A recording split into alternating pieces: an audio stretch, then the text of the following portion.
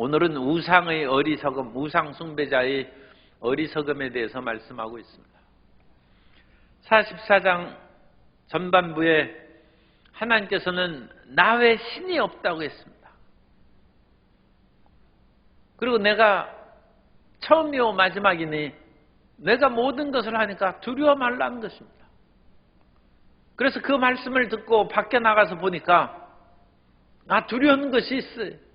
세상의 물질도 두려운 것이고 눈에 보이는 권력도 두렵게 하는 것이고 사람을 유혹하는 것이 한두 가지가 아닙니다.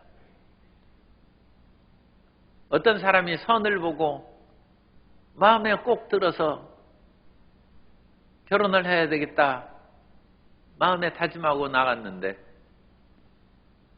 밖에 가서 보니까 팔등신 미인이 와서 눈짓을 하는데 정신이 그냥 혼미해져요. 어떤 사람은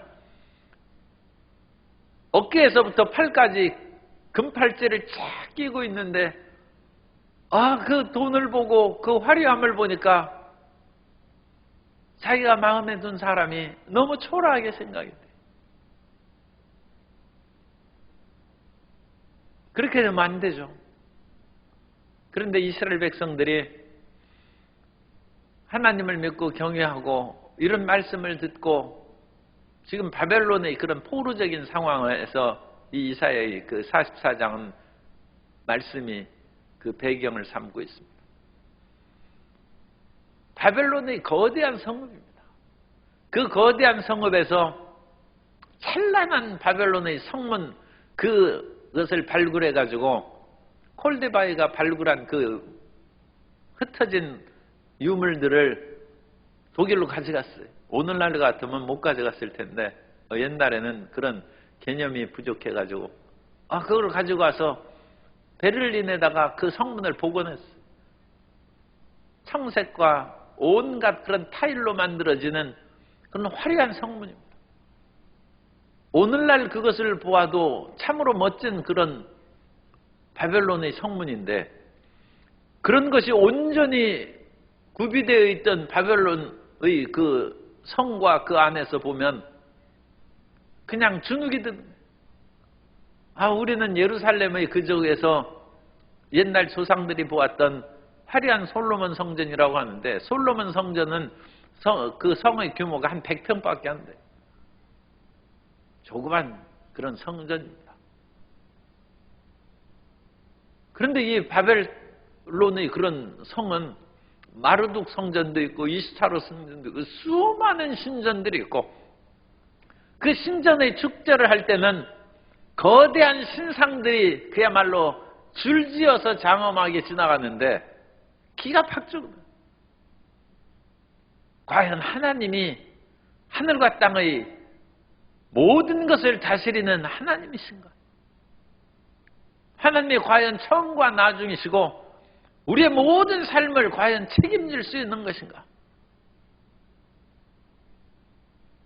사랑하는 사람을 만나서 마음을 결심한 사람도 이 팔등신 미녀와 금팔찌를 가지고 흔드는 손에 그렇게 현혹되고 차라리 부잣집 사위가 되는 것이 낫지 않을까? 권력자의 사위가 되는 것이 낫지 않을까? 마음이 흔들린다면 그것이 올바르지 못한 것이죠. 그런 것처럼 하나님을 믿던 이스라엘 백성들이 지금 우상 앞에 유혹을 받고 흔들린다. 우리가 성경 말씀대로 이 세상을 바르게 살아가지 못한 것은 이런 재리 유혹이 있어서 마치 가시떨기에 씨앗이 뿌려졌으나 재리 유혹과 세상의 염려로 말미암아 결실하지 못하는 그런 씨앗이 있다는 것처럼 그런 일이 있어서는 안 되는 것입니다. 그래서 이사야는 1절부터 8절까지 하나님이 유일하신 하나님이다 그렇게 선포한 후에 9절에서는 우상의 헛된 것을 얘기해 줌으로 말미암아 눈앞에 보이는 그런 우상의 장대함으로 마음을 뺏기지 않도록 합니다. 우상을 만든 자는 다 허망하고 그 원한 것들은 무익하다는 것입니다. 그리고 이런 그 선언적인 말 다음에 매우 구체적인 설명을 하고 있어요. 그 구체적인 설명은 이것은 그 당시에 이제 새로 된 것도 있고 노시나 청동으로 만든 그런 신상들이, 바알 신상 그런 것은 청동으로 만든 것이 오늘날 발굴되었고, 또 새로 만든 그 송아지 우상도 발견된 송아지. 그래서 우리는 금송아지라고 하는데 오늘날 발굴된 그런 소는 새로 된 그런 소입니다. 뿐만 아니라 진흙으로 만든 그런 우상들, 그 진흙으로 만든 우상들은 대개 그 배가 부른 그 아세라를 상징합니다. 아세라는 모신입니다. 어머니 신이기 때문에 배가 부른 그런 모습으로 나타나고, 또 그것이 자식을 낳는 풍요를 상징하는 것입니다. 그러므로 자녀를 고대 세계에서는 한나도 사무엘을 낳도록 얼마나 기도했습니까? 그러면 그 배가 부른 여신상 하나 갖다 놓으면 금방 자기도 배가 불러지는 것처럼 그렇게 생각할 수 있죠. 그래서 그런 이 배부른 여신상은 예루살렘에서도 많이 발굴됐습니다. 그런 것도 있고, 또 우리가 벽에 걸려면 그 판으로 납작하게 만들어서 새겨 만든 신상들이, 금판, 은판들의 그런 신상들이 또 많이 발견됐어요. 그래서 납작한 판을 이렇게 오려 새겨서 만드는 그런 일종의 금은 세공 기술이죠. 그런데 이제 여기에서는 장대한 신상들을 주로 말하고 있습니다. 그래서 이사야가 이런 신상들은 다 껍데기고, 그 신상을 부어 만든 그 사람들이 그 신상에게 기도하고 자기 어려울 때 나를 어려움에서 건져내라 하더라도 도움을 못 받고 다 수치를 당한 겁니다. 왜냐하면 신상은 그것은 쇳덩어리고 노쇠덩어리고 흙덩어리고 나무에 불과한 것인데 그것에 무슨 능력이 있고 무슨 힘이 있겠느냐. 그러면서 겉으로 보이는 그런 것들로 흔들리거나 유혹받지 말라는 것입니다. 그래서 12절에 철공은 철로 연장을 만들고 숯불로 일하며 망치를 가지고 그것을 만들며, 그래서 지금 신상, 새로 된 신상 만드는 얘기를 이제 하고 있습니다. 그래서 그의 힘센 팔로 그 일을 하나, 배가 고프면 기운이 없고 물을 마시지 않으면 피로하니라. 우리는 앞에서 40장에서 하나님을 앙망하는 자는 야훼 땅끝까지 창조하신 이는 40장 28절입니다. 피곤하지 않으시며 곤비하지 않으시며 명철이 한이 없으실 뿐만 아니라 피곤한 자에게 능력을 주시며 무능한 자에게 힘을 더하시나니 소년이라도 피곤하며 곤비하며 장정이라도 넘어지며 쓰러지되 오직 야훼를 앙망하는 자는 새 힘을 얻으리니 독수리가 날개 쓰며 날아오는 것 같다고 그렇게 말씀합니다. 그러니까 하나님을 믿고 경외하는 사람은 세상의 일로 인하여 쓰러지고 지치지 아니하고 오히려 독수리가 날개 쓰며 날아오르는 같은 힘을 얻는데, 우상을 만드는 자는, 지금 비교하면서 읽으시면 돼요, 마음 가운데. 이 12절에 힘센 팔로, 이 대장장이가 얼마나 팔이 힘이 센지 몰라요. 그 사실 매일 쇠망치를 두드리고 그러니까 이 얼마나 근육이 단단하겠어요. 그런데 이 힘센 팔로 우상을 만들어도 우상은 힘을 주지는 못해요. 자기 힘으로 우상을 만드는 거예요. 그러니까 배가 고프면 기운이 하나도 없어요. 그리고 물을 마시지 않으면 그 뜨거운 속에서 쇳덩이를 버리고 물속에 넣고 다시 망치질하고 그 일을 반복하면 얼마나 목마르고 힘들겠어요. 그런데 예수님께서는 피곤한 중에 수가성의 그거에 머물러서 물을 달라고 하니까 그 사마리아 여인이 물을 안 줘요. 그런데도 불구하고 예수님께서 그 사마리아 여인에게 그리스도 예수의 말씀을 증거하며 예수님께서 피곤이 사라졌어요. 그래서 제자들이 와서 보고 예수님을 누가 먹을 것을 갖다 드렸나, 그렇게 제자들도 착각을 했어요. 우리가 금식을 하루 이틀 하면 힘이 착 맞아요. 그런데 금식을 3일하고 4일 하면 다시 힘이 생겨가지고 팔팔거리고 뛰어날아다닐 수 있는 새 힘이 생겨요. 하나님을 경외하면 생명의 하나님께서 우리에게 힘을 주십니다. 그런데 이 우상을, 새로 우상을 만드는 사람은 힘이 빠져. 밥 안 먹으면 이 사람들은 우상도 못 만들고, 그러니까 우상은 무익하다. 그런 자기에게 힘도 주지 않는 그 우상을 만들고 그것을 의지하는 것이 어리석지 아니하냐, 그것을 이제 얘기하는 것입니다. 그 다음에 나무 우상을 만드는 것이 이제 13절부터 이것은 쭉 많이 나오죠. 나무 우상. 그래서 목공은 줄을 느려 재고 붓으로 긋고 대패로 밀고, 그래서 아세라 신은 목상입니다.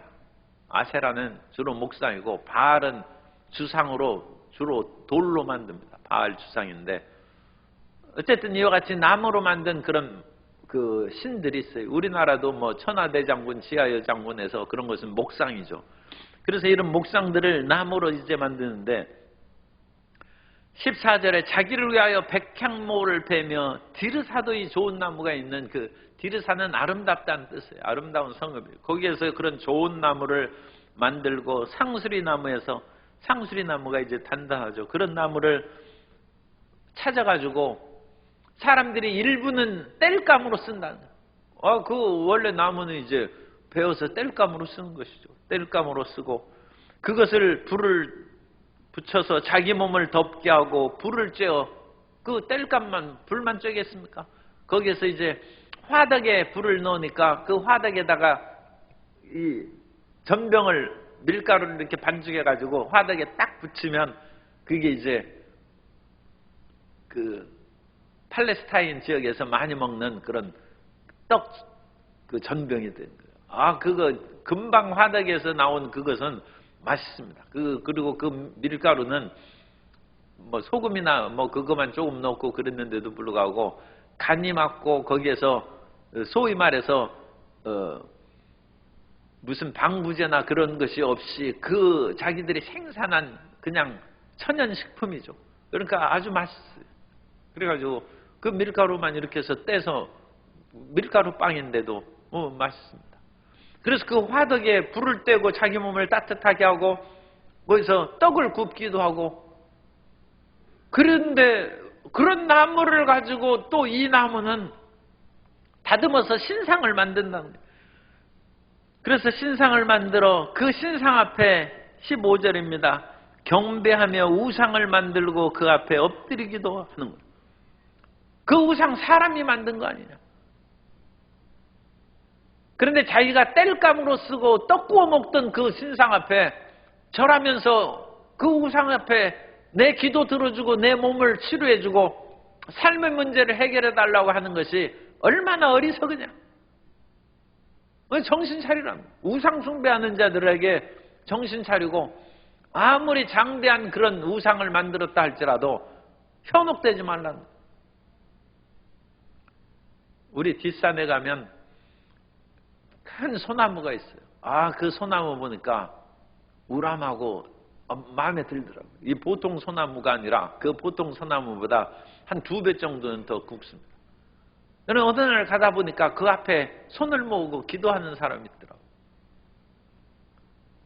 제가 봐도 그 소나무가 마음에 들어요. 그런데 사람도 그렇다는 거예요.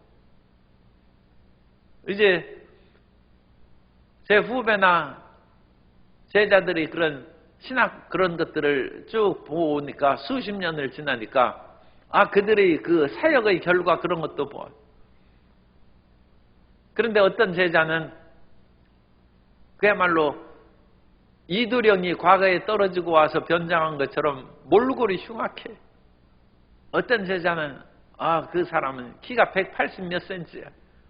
얼굴이 희어멀쑥하니 마음에 들어요. 그러니까 성도들이 좋아하더라고. 그런데 오늘날 보면 몰골이 흉악한 그 후배는 자기가 가진 것이 없으니까 하나님만 의지하고 겸손하고 기도하니까 목회를 성공했어. 그런데 그 멋진 그런 후배는 어디 가도 안 돼. 지금 눈앞에 있을 때는 인기가 있는데 선교사로 보내서도 실패했어. 또 다시 돌아와서 했는데도 또 실패했어. 안 돼. 그런데 사람들은 그 멋진 그 사역자에게 일단 눈에 모아가지고 그 마음에 끌리고 그렇게 해가지고 인기 오래 못 갑니다. 우상 숭배하는 자들이 그렇답니다. 우상 숭배의 눈에 보이는 그것으로 인하여 마음에 현혹되어 끌리는데 속 사람이 훌륭해야지 겉은 낡아지고 사라져버리는 거죠. 바벨론의 이와 같은 목상, 쇠로 만든 것, 이와 같은 것들은 장대한 것인데 그 성읍은 파멸되고 무너지고 그러한 쇠로 만들고 나무로 만든 신상들은 그 안에 사는 사람들을 구원하지 못했다는 것입니다. 17절입니다. 그 나머지로 신상 곧 그들이 자기의 우상을 만들고 그 앞에 엎드려 경배하며 그것에서 기도하여 이르기를 너는 나의 신이니 나를 구원하라 하는도다. 기가 막히네. 얼마나 이와 같이 어리석고 잘못된 것 같은 일을 행하는 것입니다. 그러면서 18절 그들은 전혀 알지도 못하고 깨닫지도 못하면 그들의 눈이 가려서 보지 못하며 그들의 마음이 어두워져서 깨닫지도 못함이라. 우상을 섬기는 사람은 난 놓고 기억자도 모르는 것처럼 마음에 미혹의 영이 씌어서 어리석고 둔해진다는 것입니다. 그러나 참 하나님을 믿는 사람은 처음에는 한글도 해득 못해도 교회 다니면서 한글을 스스로 해득하고 처음에는 지혜롭지 못했다 할지라도 지혜로운 자를 부끄럽게 할 만큼 하나님께서 지혜와 계시의 영으로 채워주신 것입니다. 우상을 섬기는 사람은 갈수록 완고하고 마음이 둔해지지만 그러니까 처음에는 지혜로운 사람도 우상 숭배를 오래 하다 보면 미혹되어 가지고 그 속에서 갈 길을 알지 못하는 것입니다. 그러나 여러 가지로 부족함이 있었다 할지라도 하나님을 경외하는 사람은 날이 갈수록 속 사람이 빛나고 지혜와 명철이 넘쳐나게 될 줄로 믿습니다. 그럼 우상을 섬기는 자와 하나님을 경외하는 사람은 시간이 흐르면 흐를수록 더욱더 차이가 나는데 이 우상 섬기는 사람은 19절입니다. 마음에 생각도 없고 지식도 없고 총명도 없습니다. 그냥 무조건 100배, 1000배, 3000배 절하는 것만 하지 아무 생각이 없어요. 생각도 없고 지식도 없고 총명도 없으므로 자기가 조금만 생각해 보면 아니 이런 쇠로 만들고 나무로 만든 것에 사람이 그 나머지 깎아서 만든 것은 불 때 쓸 텐데 일부 붙어있던 것은 거기에다 신이니까 절하고 거기서 깎여서 나온 그런 것은 불살라서 몸을 따뜻하게 하고 떡도 구워 먹고 이게 똑같은 나무 아니냐? 똑같은 그 나무가 무슨 힘이 있어서 나를 구원하겠느냐? 생각해야 되는데 생각도 없고 지식도 없고 총명도 없으므로 이 절반 불사르고 하면서 내가 어찌 그 토막 앞에 굴복하리요 말하지 아니하니. 아무 생각 없이 그냥 엎드린다. 그러므로 그의 생각은 죄를 먹고 허탄한 마음에 미혹되어 자기의 영혼을 구원하지 못한다는 것입니다. 오늘 우리는 우리 눈으로 직접 볼 수 없지만 주님께서는 성령으로 우리와 함께 계셔서 눈으로 보고 손으로 만질 수 없지만 분명히 임재하시는 성령의 역사로 말미암아 우리 길을 인도함을 받고 주의 도우심을 받고 살아갑니다. 그러므로 눈에 보이는 우상에 우리는 미혹되지 말아야 됩니다. 우상을 숭배하는 자들은 분별력과 생각과 지혜와 총명이 없다는 것입니다. 물론 그런 생각을 좀 하는 사람이 있을지도 모릅니다만 그러나 우리는 하나님의 말씀 공부를 통하여 주님께서 우리에게 지성 우리에게 그 이성을 주셨어요. 우리는 지정의를 가지고 있지 않습니까? 그래서 우리는 지성으로 하나님을 알고 섬기는 그것도 해야 됩니다. 우리는 전인적 신앙을 가져야지, 우리는 영적으로 하나님을 섬길 뿐만 아니라 마음으로도 지식에까지 새롭게 함을 얻어야 될 줄로 믿습니다. 그래서 성경 공부를 해야 됩니다.